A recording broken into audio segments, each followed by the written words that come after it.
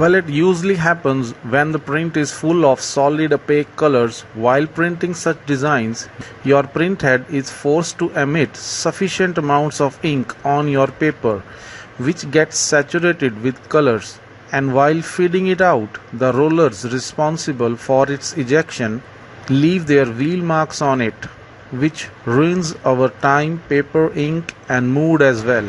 So what can we do to solve this problem? Well, we can do a couple of things. First is, it's very important to slow down our print speed as much as possible. Watch carefully how it can be done. So let's slow down the print speed as much as possible. Open any image editing software you use to print. I use Photoshop. Software will not matter. Under the File menu, click on Print. Select your printer. I have selected mine. It's L1300.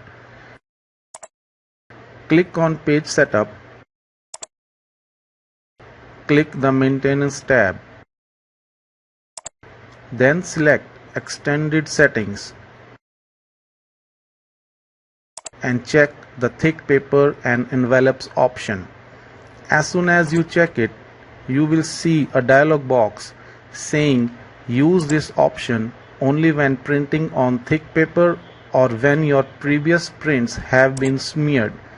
Well, this is exactly what we need. This will reduce your printing speed considerably, and the ink will begin to dry on the paper before the paper is ejected out by the rollers, and in the process you will not get those dreaded lines on your prints. Another solution is to use a brand of sublimation paper which mentions quick dry or instant dry as one of its qualities. This will ensure that the ink dries out well in time before the rollers eject the paper out of the printer.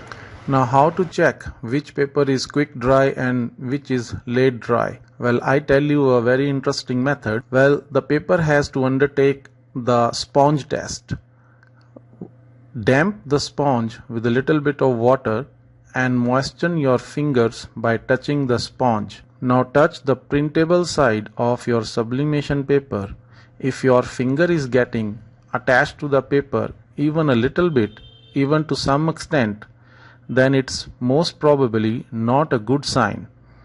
It means the ink will remain wet for a long time on this type of paper, and you are likely to get the dreaded pizza wheel marks on your print.